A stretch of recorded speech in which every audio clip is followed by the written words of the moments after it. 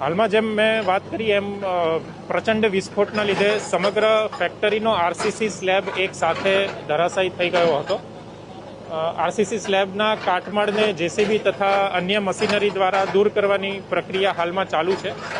જેમ જેમ કાટમાળ દૂર થઈ રહ્યો છે તેમ ડેડ બોડીઝ પણ રિકવર થઈ રહી છે. હાલમાં કુલ 13 જેટલી ડેડ બોડીની રિકવરી થઈ છે તથા કાટમાળને દૂર કરવાની પ્રક્રિયા હાલમાં ચાલુમાં છે.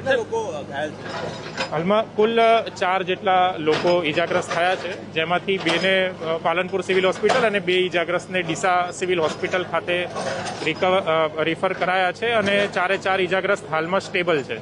સમગ્ર ઘટના કઈ રીતે થઈ? અંદાજિત સવારે 9:45ની આજુબાજુ ફેક્ટરીમાં પ્રચંડ વિસ્ફોટ થયો હતો.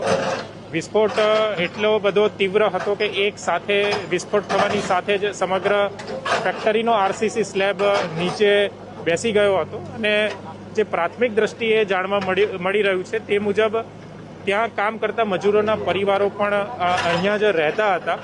એથી એ જે પરિવારો છે એ સ્લેબ નીચે દટાયા હોવાનું પ્રાથમિક દ્રષ્ટિએ જાણવા મળી રહ્યું છે. નાના બાળકોના મોત થયા છે. હાલમાં 13 જેટલી ડેડ બોડીઝ રિકવરી થઈ છે અને જે ચોક્કસ માહિતી છે એ ટૂંક સમયમાં આપને આપીશું. ગોડાઉન વિશે કોઈ જાણકારી? મેં જેમ આપને કીધું એમ અહીંયા આગળ ફટાકડા બનાવવાનું જે કામ હતું એ ચાલી રહ્યું હતું અને એ દરમિયાન વિસ્ફોટ થયો હોય એવી પ્રાથમિક માહિતી હાલમાં મળી રહી છે. અલગ અલગ ટીમો દ્વારા બાકીની તપાસ ચાલુમાં છે.